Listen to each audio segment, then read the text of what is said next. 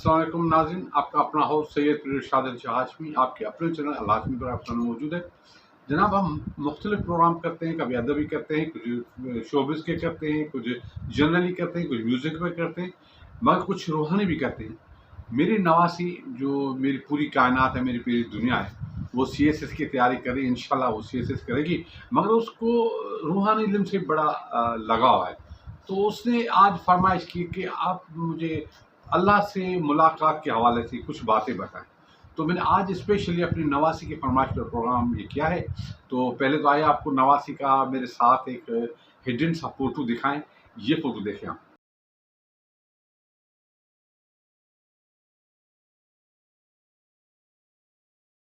जी जनाब, देखा आपने। उसके बाद आज का सब्जेक्ट है कि अल्लाह करीम से मुलाकात कैसे होती है। ये नामुमकिन है कि अल्लाह करीम से कोई इंसान मुलाकात करे, क्योंकि ज़ाहिरी आँख से हम मुलाकात नहीं कर सकते, मगर बातनी आँख से ज़रूर मुलाकात कर सकते। उसके तरीका होता है, क्योंकि अल्लाह करीम ने बातनी आँख कहाँ रखी है? यहाँ सर पे आँख रखिए जिसमें अल्लाह बसता है। ये इसकी एक फ़ोटो में आपको पेश करता हूँ। ये फ़ोटो देखें जिसमें अल्लाह करीम की आँख जो है वो दिमाग में कैसे इंसान के है। ये फ़ोटो पहले देखें आप।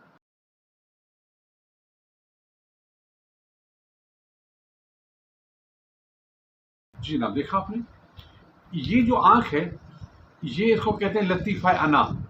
ये लतीफ़ा है अना जिसका ताल्लुक से, क्योंकि ये जो है वो आलम वहदानियत अहदानियत जो कहते हैं वहाँ की मखलूक है, क्योंकि हम इंसान को अल्लाह करीम ने पैदा किया। तो ये जो लताइफ हैं, ये लताइफ जो है लतीफ़ा अनाया, ये जो है वो वहीं आलम अहदानियत की जगह से। तो अल्लाह करीम भी वहाँ रहता है, तो इंसान भी वहाँ रहता है। तो ये कैसे मुमकिन है कि इंसान मिले? तो आइए एक आलम जो जदीद इल्म के ज़रिए आपको बताएगा कि अल्लाह करीम से मुलाकात कैसे होगी, ये सुनिए। अल्लाह से मुलाकात हर इंसान के मुकद्दर में नहीं है। जिसको अल्लाह चाहता है उसको अपने दीदार की तालीम देता है, उसको अपने दीदार के लिए तैयार करवाता है अपने महबूब के ज़रिए, और महबूब अपने महबूबों के ज़रिए उसकी रूहानी तरबियत करा के उसकी तरबियत पूरी करते हैं, और फिर वो नबी करीम सल्लल्लाहु अलैहि वसल्लम के वसीले से अल्लाह के दीदार तक पहुँच जाता है।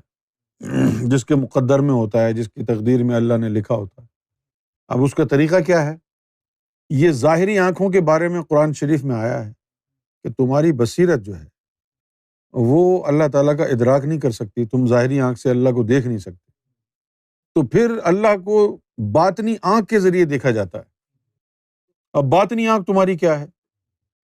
ये सर में एक मखलूक होती है जिसको लतीफ़ा अना कहते हैं। इस मखलूक का ताल्लुक आलम अहदियत से है जहाँ अल्लाह ताला मौजूद है।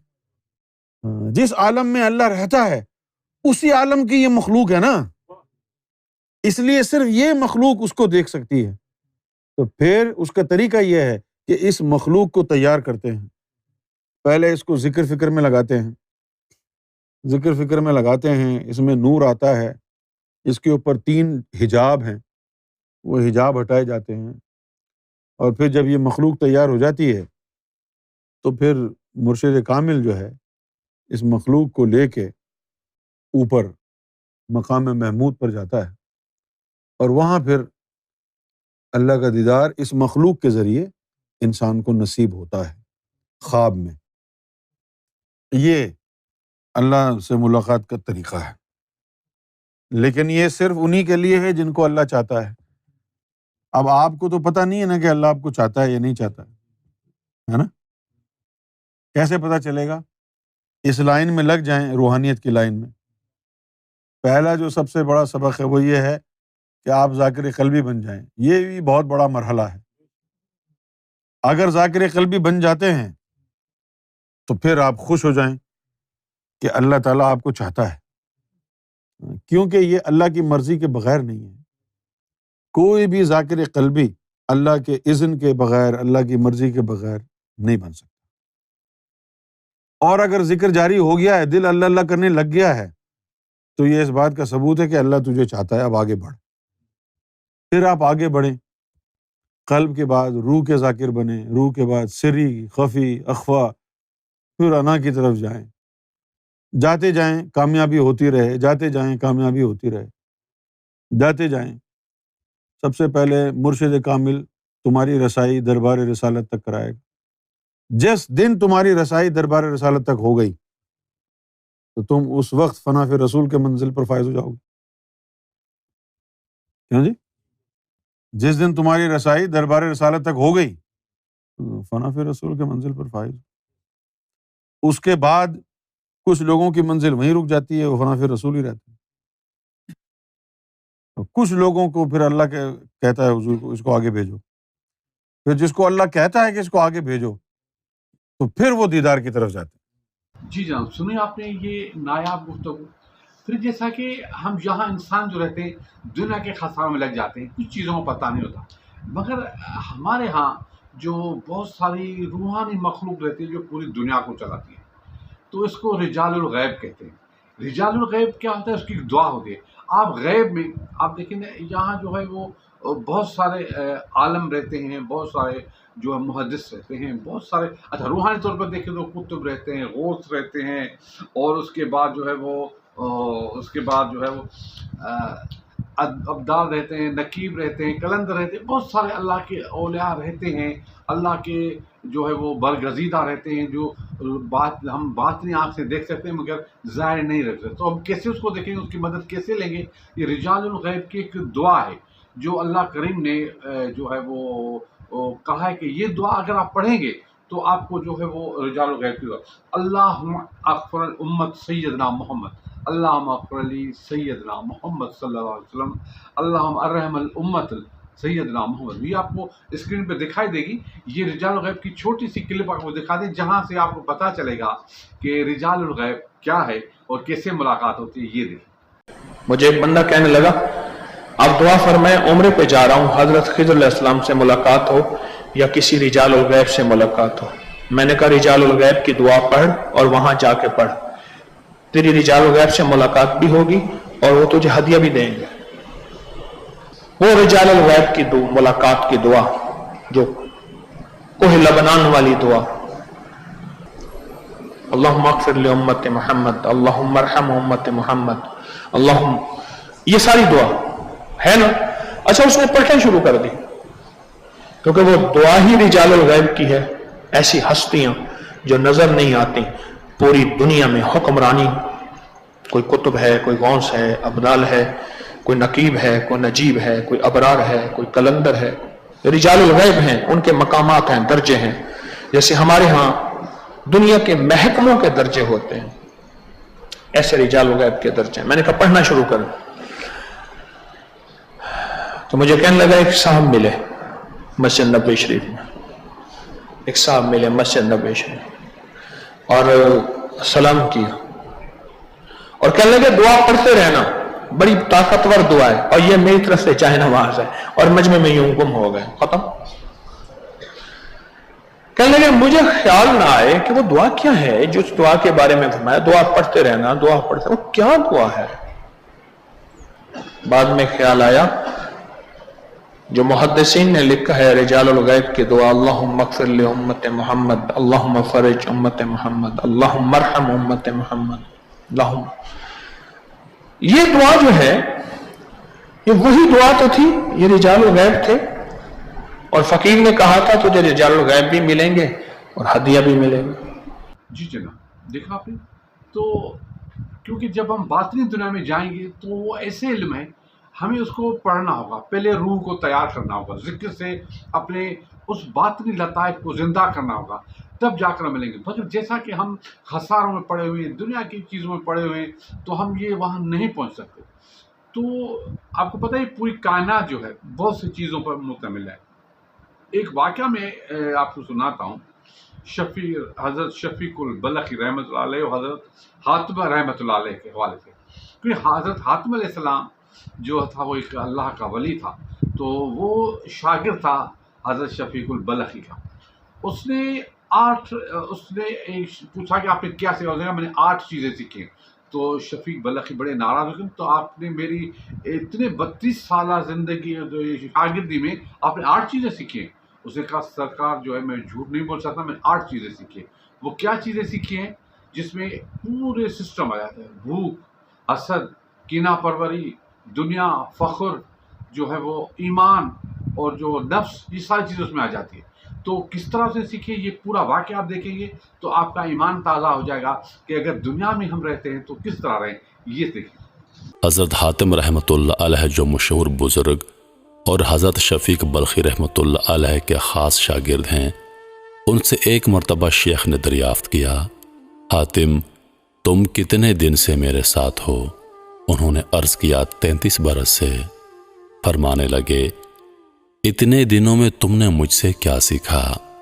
حاتم رحمۃ اللہ علیہ نے عرض کیا 8 مسئلے سیکھے ہیں۔ حضرت شیخ بلخی رحمۃ اللہ علیہ نے فرمایا اِنَّ لِلَّهِ وَإِنَّا إِلَيْهِ راجعون، اتنی طویل مدت میں صرف 8 مسئلے سیکھے، میری تو عمر تمہارے ساتھ ضائع ہو گئی۔ حاتم رحمۃ اللہ علیہ نے عرض کیا حضور صرف 8 مسئلے سیکھے ہیں، جھوٹ تو بول نہیں سکتا۔ حضرت شفیق بلخی رحمۃ اللہ علیہ نے فرمایا بتاؤ وہ 8 مسئلے کیا ہیں؟ حاتم نے عرض کیا پہلا، میں نے دیکھا ساری مخلوق روٹی کی طلب میں لگ رہی ہے، اس کی وجہ سے اپنے آپ کو دوسروں کے سامنے ذلیل کرتی ہے اور ناجائز چیزیں اختیار کرتی ہے۔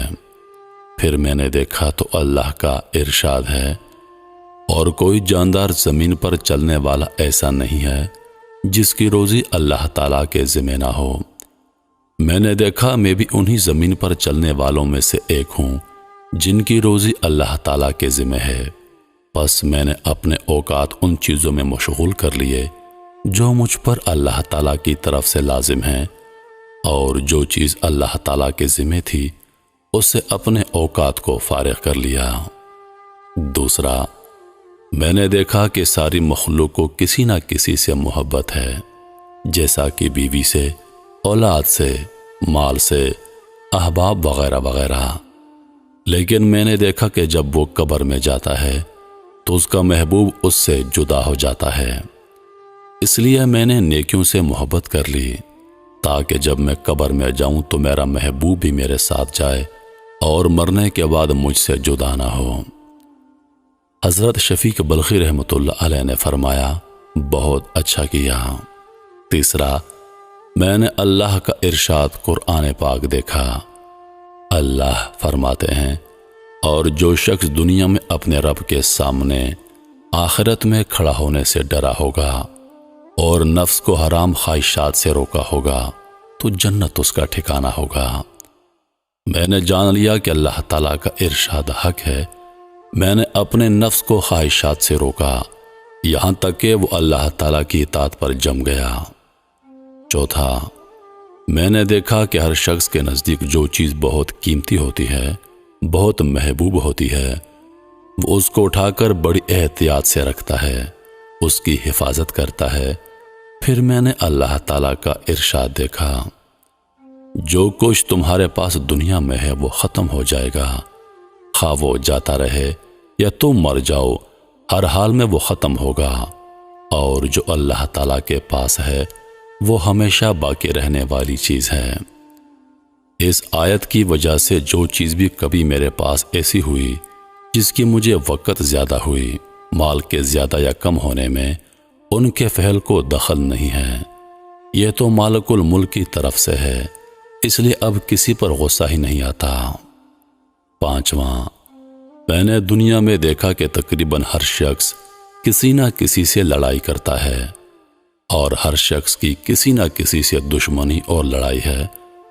میں نے غور کیا تو دیکھا کہ اللہ تعالیٰ کا ارشاد ہے، شیطان بے شک تمہارا دشمن ہے، بس اس کے ساتھ دشمنی ہی رکھو، اس کو دوست نہ بناؤ۔ بس میں نے اپنی دشمنی کے لیے اسی کو چن لیا اور اس سے دور رہنے کی انتہائی کوشش کرتا ہوں، اس لیے کہ جب اللہ تعالیٰ نے اس کے دشمن ہونے کا فرمایا ہے تو میں نے شیطان کو اپنا دشمن بنا لیا اور میں نے مخلوق سے دشمنی کو ختم کر دیا۔ چھٹا، میں نے دیکھا کہ ساری مخلوق کا اعتماد اور بھروسہ کسی خاص چیز پر ہے جو خود مخلوق ہے۔ کوئی اپنی جائیداد پر بھروسہ کرتا ہے، کوئی اپنی تجارت پر بھروسہ کرتا ہے، کوئی اپنی دستکاری پر نگاہ جمائے ہوئے ہے، اور وہ پسند زیادہ آئی ہو وہ میں نے اللہ تعالیٰ کے پاس بھیج دی تاکہ ہمیشہ کے لیے محفوظ ہو جائے۔ جی جناب، دیکھا آپ نے، تو ہم نے اس دنیا میں رہ کے بہت ساری چیزوں کو اپنے اوپر حاوی کر لیا ہے، مگر کیا کریں، کیونکہ سب کے پاس اولاد ہے، پیسے نہیں ہیں، مشکلیں ہیں، ہم اللہ کے ولی تو نہیں بن سکتے کیونکہ ہم ایک گناہ گار انسان ہیں، ہمارے بہت مسئلہ ہے، مگر اللہ کا دل میں رہنا یہ بھی ایک بڑی بات ہے، آپ کا ایمان تازہ ہے، یہ بھی بڑی بات ہے۔ تو آج یہ پروگرام جو تھا وہ اللہ سے ملاقات کے حوالے سے میری نوازی کی فرمائش کا پروگرام تھا۔ میں نے مختصر سی باتوں پر تھوڑے سے جو ہے کلپ دکھا کے ایک بات کو واضح کر دیا کہ اللہ سے ملاقات کیسے ہوئی۔ مجھے امید ہے یہ پروگرام آپ کو پسند آئے گا اور آپ میرے لیے دعا کیجیے گا، کمنٹ ضرور دیجیے گا۔ تو آج ہمیں اجازت دیجیے، کل پھر نیا پروگرام لے کر آئیں گے آپ کے پاس، تب تک اجازت، خدا حافظ، پاکستان زندہ باد۔